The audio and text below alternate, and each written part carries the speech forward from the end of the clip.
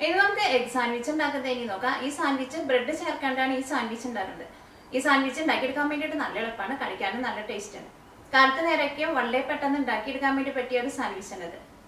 അപ്പം ഇതിലേക്ക് നമുക്ക് മുട്ട വേണം. പിന്നെ ഇതിലേക്ക് നമുക്ക് വെജിറ്റബിൾസ് ചേർക്കണം. അത് പെട്ടെന്ന് വേവണ ഏത് ടൈപ്പ് വെജിറ്റബിൾസ് ആയിരുന്നാലും കുഴപ്പമില്ല. ഞാൻ ഈ സാൻഡ്വിച്ചിലേക്ക് പാലക്ക് ചേർക്കുന്നുണ്ട്. പാലക്ക് എന്ന് വെച്ചിട്ടുണ്ടെങ്കിൽ സ്പിനാച്ച് ആണ്. അപ്പോൾ പാലക്ക് നിങ്ങൾക്ക് കിട്ടാനില്ലെങ്കിൽ നമ്മുടെ നാട്ടിൽ കിട്ടുന്ന ചീര ആയിരുന്നാലും കുഴപ്പമില്ല. പിന്നെ സവാള വേണം, തക്കാളി വേണം, ക്യാപ്സിക്കം വേണം. ഇതെല്ലാം നല്ല പൊടിയായിട്ട് കട്ട് ചെയ്തിട്ട് എടുക്കണം.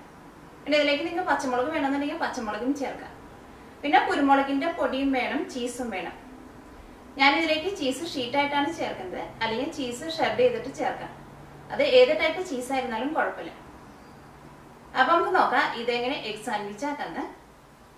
ഈ എഗ് സാൻഡ്വിച്ച് ഉണ്ടാക്കാൻ വേണ്ടിയിട്ട് ഞാനിവിടെ 2 മുട്ട നന്നായിട്ടൊന്ന് മിക്സ് ചെയ്തെടുത്തിട്ടുണ്ട്.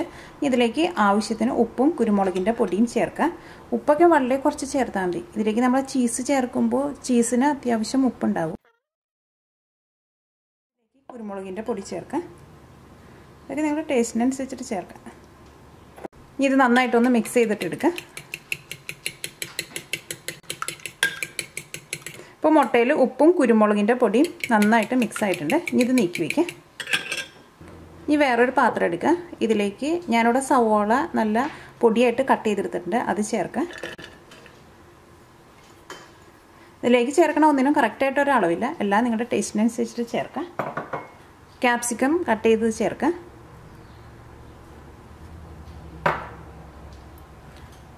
തക്കാളി കട്ട് ചെയ്ത് ചേർക്കാം.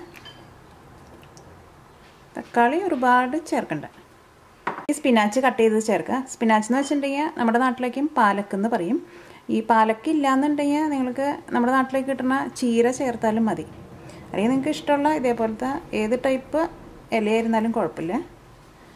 ഞാനിതിലേക്ക് പാലക്കാണ് ചേർക്കുന്നത്. കുറച്ച് കൂടുതൽ ചേർക്കാം. ഇതിലേക്ക് ആവശ്യത്തിന് ഉപ്പ് ചേർക്കാം. ഉപ്പൊക്കെ വളരെ കുറച്ച് മതിയാവും. കുരുമുളകിൻ്റെ പൊടി ചേർക്കുക. ഇതിലേക്ക് നിങ്ങൾക്ക് പച്ചമുളക് വേണമെന്നുണ്ടെങ്കിൽ പച്ചമുളകും ചേർക്കുക. ഇതെല്ലാം കൂടിയിട്ടൊന്ന് മിക്സ് ചെയ്യുക. ഇതിലേക്ക് നിങ്ങൾക്ക് ഇഷ്ടമുള്ള വെജിറ്റബിൾസ് ചേർക്കുക. പെട്ടെന്ന് വേവണ ഏത് ടൈപ്പ് വെജിറ്റബിൾസ് ആയിരുന്നാലും കുഴപ്പമില്ല. ഇപ്പോൾ ഉപ്പും കുരുമുളകും ഇതിനകത്ത് നന്നായിട്ട് മിക്സ് ആയിട്ടുണ്ട്. ഇനി ഒരു പാൻ വെച്ചിട്ട് ചൂടാക്കുക. പാൻ നന്നായിട്ട് ചൂടായിട്ടുണ്ട്. ഇതിലേക്ക് ആവശ്യത്തിന് ഓയിൽ ചേർക്കുക.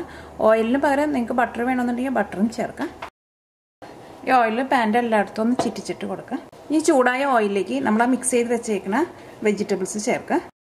അത് ഇതിലേക്ക് നിങ്ങൾ മഷ്റൂം ചേർക്കണമെങ്കിൽ മഷ്റൂം ആദ്യം സെപ്പറേറ്റ് ആയിട്ട് ചേർക്കുക. അപ്പോൾ മഷ്റൂം ഒന്ന് വെന്ത് കഴിഞ്ഞ് കഴിയുമ്പോൾ പിന്നെ ഈ വെജിറ്റബിൾസ് ചേർക്കാം. ഇതൊക്കെ പെട്ടെന്ന് വേവണ വെജിറ്റബിൾസാണ്. അപ്പോൾ മഷ്റൂം ആദ്യം അതൊക്കെ ഒന്ന് വേവിച്ചിട്ട് ചേർക്കാം. ഇത് 1 മിനിറ്റ് ഒന്ന് മൂടി വയ്ക്കുക. ഒരുപാട് നേരം മൂടി വയ്ക്കണ്ട, ഇത് പെട്ടെന്ന് വേവും. ജസ്റ്റ് ഇതൊന്ന് ചൂടായാൽ മതി. വെജിറ്റബിൾസ് നന്നായിട്ടൊന്ന് ചൂടായിട്ടുണ്ട്. ഒരുപാട് നേരിട്ട് വേവിച്ചിട്ടുണ്ടെങ്കിൽ ആ തക്കാളി കണ്ട് വെന്ത് ഉടഞ്ഞു പോകും. ഇതിൻ്റെ മുകളിലേക്ക് നമ്മൾ ബീറ്റ് ചെയ്ത് വെച്ചേക്കണം മുട്ട ചേർക്കുക.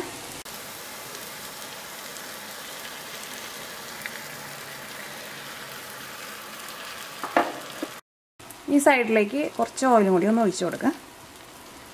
ഇത് 1 മിനിറ്റ് ഒന്നും കൂടി ഒന്ന് മൂടി വയ്ക്കുക. അപ്പോൾ മുട്ട നന്നായിട്ട് വെന്ത് കിട്ടും.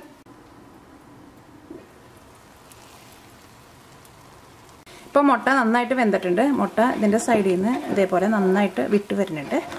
ഇതിൻ്റെ മുകളിലേക്ക് ചീസിൻ്റെ ഷീറ്റ് വയ്ക്കാം. ചീസിൻ്റെ ഷീറ്റ് വയ്ക്കുമ്പോൾ സെൻട്രലായിട്ട് വെക്കാണ്ട് പതുക്കെ ഒന്ന് ഇങ്ങോട്ടേക്ക് സൈഡിലേക്ക് നീക്കിയിട്ട് വയ്ക്കാം. അപ്പോഴായിരിക്കും അത് നമുക്ക് ഫോൾഡ് ചെയ്തെടുക്കാൻ വേണ്ടിയിട്ട് കുറച്ചും കൂടി എളുപ്പമുണ്ടാവുക. ഇത് ഒരു സൈഡിൽ നിന്ന് മറ്റേ സൈഡിലേക്ക് ഫോൾഡ് ചെയ്യാം.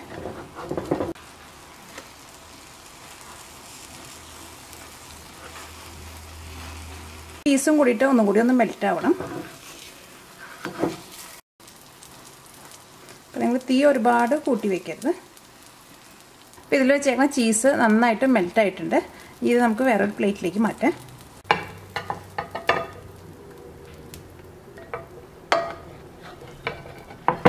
ഇപ്പോൾ എഗ് സാൻഡ്വിച്ച് റെഡി ആയിട്ടുണ്ട്. ഈ സാൻഡ്വിച്ച് ഒരു 2 പീസായിട്ടൊന്ന് കട്ട് ചെയ്തെടുക്കാം. ഇത് 2 പേർക്ക് കഴിക്കാൻ വേണ്ടിയിട്ട് പറ്റും. കാരണം ഇതിലേക്ക് നമ്മൾ 2 മുട്ട ചേർത്തിട്ടുണ്ടല്ലോ.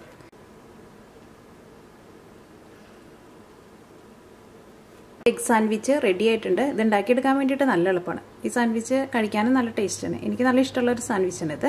പിന്നെ ഇത് കഴിക്കുമ്പോൾ നന്നായിട്ട് ചൂടാറുന്നതിന് മുമ്പ് കഴിക്കണം. അപ്പോഴായിരിക്കും അതിൻ്റെ ശരിക്കുള്ള ടേസ്റ്റ് കിട്ടുക.